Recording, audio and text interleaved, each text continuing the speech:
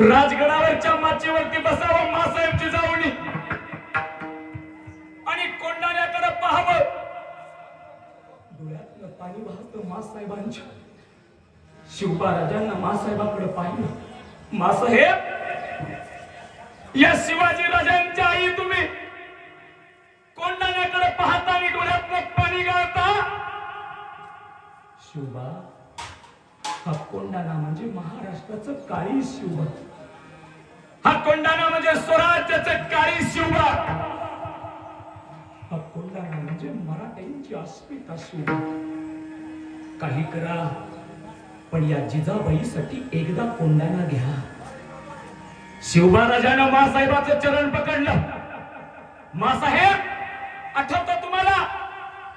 आमचे आबासाहेब गेले, तुम्ही सती निघाला होता.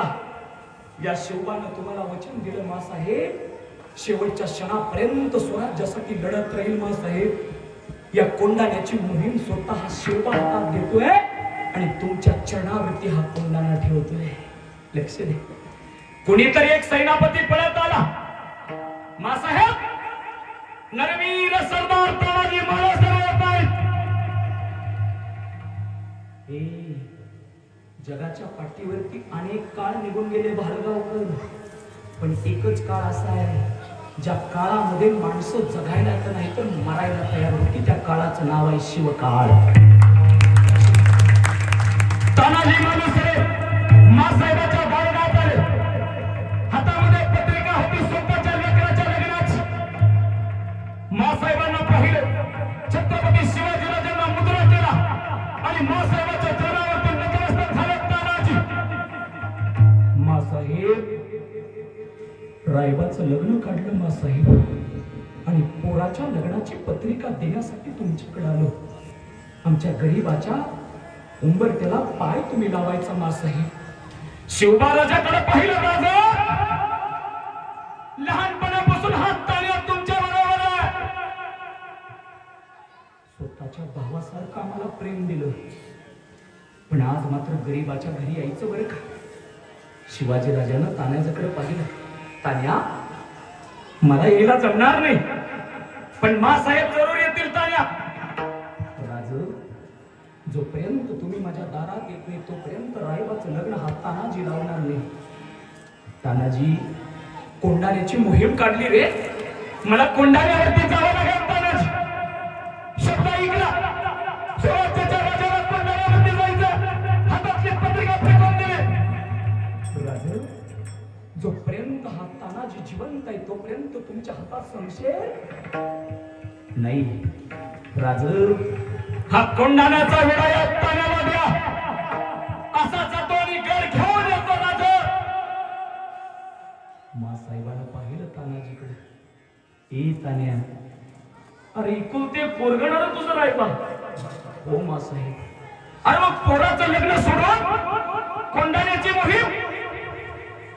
मासाहेब, इथं स्वराज्याच्या राजानं हातात शमशेर घ्यावी आणि कोंडाण्यावरती लढावं, आणि इथं स्वराज्याच्या राजाच्या मावळ्यानं स्वतःच्या पोराच्या लग्नात पत्रिका पाठवल्या, स्वतःच्या पोराच्या लग्नातल्या पत्रावळ्या उचलाव्या.